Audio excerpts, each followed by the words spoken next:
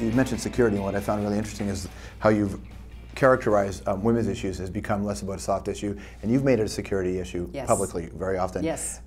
Things like Iran and nuclear weapons, things like North Korea, Middle East, all of a sudden they're all presented as security issues. Have you found that you weren't getting traction on women's issues prior to the change of tone? And have you noticed a difference? Great question. And you know, my view, George, is that they've always been security issues, but people haven't quite put them into that context. I actually think the case is easier made today because if you look at where a lot of this conflict that we are confronting comes from, places like Afghanistan or the border area in Pakistan or Yemen or Somalia, places where women are really treated like second-class citizens, where they're not given their voice, where they don't have very many rights.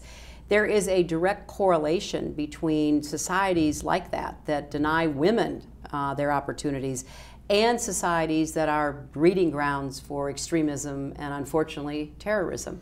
So I do think it's a security issue. And then, again, it's the difference between the headlines and the trend lines. If you look at some of the large societies like China and India, where there is a disproportionate number of boys compared to girls. Girls don't live to their first birthday in the numbers that they should.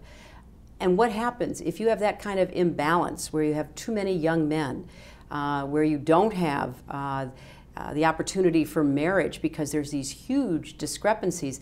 That breeds instability. So there's a lot that goes into my assessment and conclusion that what I believe in passionately, that women's rights are human rights, is also a security issue for my country and yours.